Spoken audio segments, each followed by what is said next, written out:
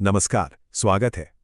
कभी सोचा है कि ये जो स्टॉक मार्केट के चार्ट्स होते हैं, जिनमें ऊपर नीचे जाती हुई लकीरें होती हैं, क्या ये सिर्फ लकीरें हैं या इनकी अपनी कोई जुबान है? आज हम इसी जुबान को समझने की कोशिश करेंगे। हम उतरेंगे टेक्निकल एनालिसिस की दुनिया में और जानेंगे कि कैसे ये चार्ट्स हमें बाजार के भविष्य के बारे में कुछ इशारे दे सकते हैं। तो आज का हमारा सफर कैसा रहेगा? देखिए, हम बिल्कुल बेसिक से शुरू करेंगे। सबसे पहले समझेंगे कि टेक्निकल एनालिसिस की सोच क्या है, मतलब इसकी नींव किन विश्वासों पर टिकी है। फिर थोड़ा इतिहास खंगालेंगे, चार्ट्स की एबीसी सीखेंगे और हाँ, सबसे आखिर में उस एक सबसे जरूरी नियम की बात करेंगे जिसके बिना ये सारी कहानी अधूरी है। ठीक है, तो सेक्शन 1, किसी भी चीज में महारत हासिल करने से पहले यह समझना जरूरी है कि वो काम कैसे करती है, उसके पीछे की फिलॉसफी क्या है। टेक्निकल एनालिसिस भी एक कला है और इसकी अपनी एक सोच है, एक माइंडसेट है। चलिए सबसे पहले इसी एनालिस्ट के माइंडसेट को डिकोड करते हैं। तो ये टेक्निकल एनालिसिस है क्या आखिर? ज़्यादातर लोग सोचते हैं कि ये बस चार्ट पर लकीरों को ऊपर नीचे जाते देखना है, पर नहीं, ये उससे कहीं गहरा है। सोचिए, ये बाजार में मौजूद हर एक खबर, हर एक उम्मीद, हर एक डर, इन सब का निचोड़ निकालने की एक कला है। और ये सारा निचोड़, ये सारा एक्शन हमें सिर्फ दो चीज़ों में दिखाई देता है: कीमत और वॉल्यूम, बस। और ये पूरी कला, पूरी फिलॉसफी बस इन 3 मजबूत खंभों पर खड़ी है। आप कह सकते हैं कि ये हर टेक्निकल एनालिस्ट की गीता, बाइबल, कुरान सब कुछ है। ये वो चश्मा है जिसे पहनकर ही वो बाजार को देखता है। तो चलिए एक एक करके इन तीनों को समझते हैं। पहला और शायद सबसे जरूरी सिद्धांत ये कहता है, मार्केट एक्शन डिस्काउंट्स एवरीथिंग। इसका सीधा सा मतलब है, किसी कंपनी की बैलेंस शीट, मैनेजमेंट में बदलाव, कोई बड़ी खबर, इन सब में दिमाग खपाने की जरूरत नहीं है। क्यों? क्योंकि बाजार को जो कुछ भी पता है, वो सब कुछ, अच्छा या बुरा, वो पहले से ही उस स्टॉक की कीमत में शामिल है। प्राइस में सब कुछ रिफ्लेक्ट हो रहा है, मतलब चार्ट ही पूरी कहानी बयां कर रहा है। तो अब जब हमने इस सोच की नींव को समझ लिया है, तो चलिए थोड़ा समय में पीछे चलते हैं, उस इंसान के पास जिसने इस पूरी फील्ड की, आप कह सकते हैं, बुनियाद रखी थी, चार्ल्स डाउ। और कमाल की बात यह है कि उनके दिए हुए सिद्धांत आज 100 साल बाद भी उतने ही काम के हैं। जरा सोच कर देखिए, एक सदी से भी ज्यादा समय पहले, जब कोई कंप्यूटर नहीं थे, कोई हाई स्पीड इंटरनेट नहीं था, तब चार्ल्स डाउ ने बाजार को समझने के ये कुछ बुनियादी नियम बनाए। और ये नियम आज भी दुनिया भर के ट्रेडर्स के लिए एक गाइड की तरह काम करते हैं। ये बताता है कि उनकी समझ कितनी गहरी थी। डाउ ने बाजार को देखने का एक बहुत ही खूबसूरत नजरिया दिया। उन्होंने कहा, बाजार एक समुद्र की तरह है। इसमें एक होती है ज्वार या टाइड, यानी प्राइमरी ट्रेंड। ये लंबी, सबसे ताकतवर लहर जो सालों तक एक ही दिशा में चलती है। फिर होती हैं लहरें, यानी वेव्स, जो कुछ हफ्तों या महीनों की होती हैं। और फिर होती हैं छोटी छोटी तरंगें, यानी रिपल्स। एक समझदार ट्रेडर हमेशा ज्वार की दिशा में रहता है, वो छोटी मोटी लहरों से घबराता नहीं। और डाउ सिर्फ चार्ट नहीं पढ़ते थे, वो इंसानी फितरत को पढ़ते थे। उन्होंने देखा कि हर बड़ा ट्रेंड, चाहे ऊपर का हो या नीचे का, वो 3 फेज से गुजरता है। पहला, एक्यूमुलेशन, जब स्मार्ट मनी, मतलब बड़े और जानकार लोग चुपचाप माल उठा रहे होते हैं। दूसरा, पब्लिक पार्टिसिपेशन, जब हम आप जैसे आम लोगों को पता चलता है और भीड़ कूद पड़ती है। और तीसरा, डिस्ट्रीब्यूशन। ये वो फेज है जब वही स्मार्ट मनी अपना सारा माल उस उत्साहित भीड़ को बेचकर धीरे से निकल जाती है। चलिए, तो फिलॉसफी हो गई, इतिहास हो गया, अब आते हैं असली मुद्दे पर, यानी चार्ट्स को असल में पढ़ना कैसे है। देखिए, हर भाषा की अपनी एक ग्रामर होती है, अपनी एक एबीसी होती है। चार्ट की भाषा की ग्रामर के 2 सबसे जरूरी शब्द हैं, सपोर्ट और रेजिस्टेंस। सपोर्ट, जैसा कि नाम से ही पता चल रहा है, ये एक सपोर्ट है। इसे एक मजबूत फर्श की तरह समझिए। ये वो प्राइस लेवल है जहां पर आते ही खरीदार एक्टिव हो जाते हैं। वो कहते हैं, बस इससे नीचे नहीं, और कीमत को और गिरने से रोक लेते हैं। ये एक तरह का डिमांड जोन है। और बिल्कुल इसका उल्टा है रेजिस्टेंस। अगर सपोर्ट फर्श है तो रेजिस्टेंस है छत।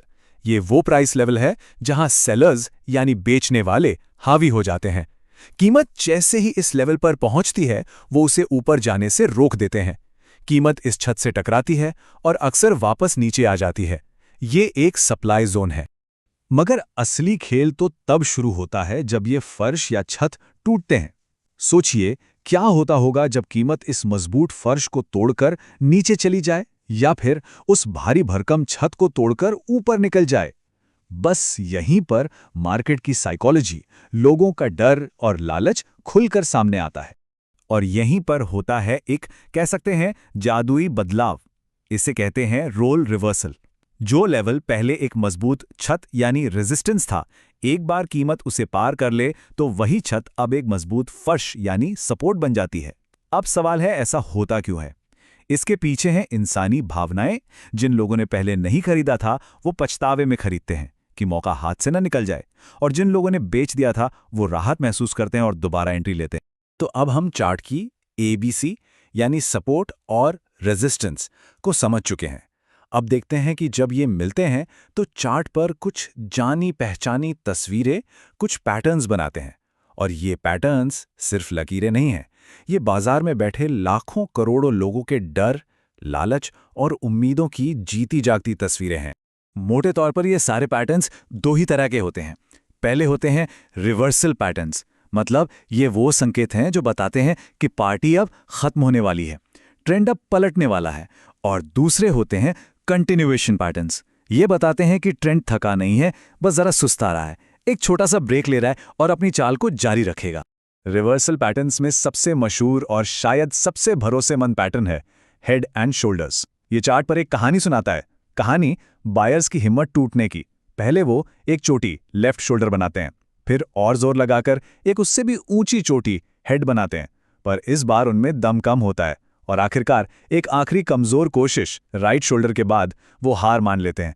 और जैसे ही नेकलाइन टूटती है, सेलर्स बाजी अपने हाथ में ले लेते हैं। लेकिन एक मिनट, सिर्फ एक पैटर्न देखकर कूद पड़ना बहुत खतरनाक हो सकता है। एक अच्छा एनालिस्ट एक जासूस की तरह होता है।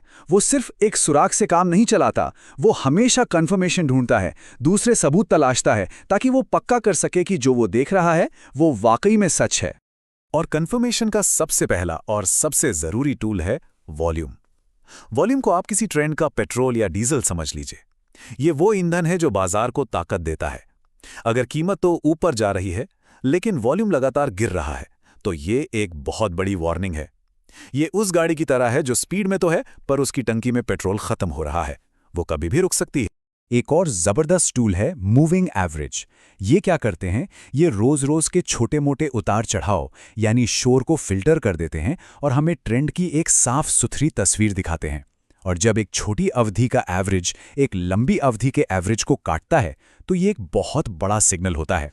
जैसे गोल्डन क्रॉस तेजी का और डेथ क्रॉस मंदी का एक बड़ा संकेत माना जाता है, जिसे ट्रेडर्स बहुत सीरियसली लेते हैं। फिर आते हैं ऑसिलेटर्स जैसे कि RSI। ये इंडिकेटर बाजार के मोमेंटम को नापते हैं, मतलब कीमत के बढ़ने या घटने की स्पीड को।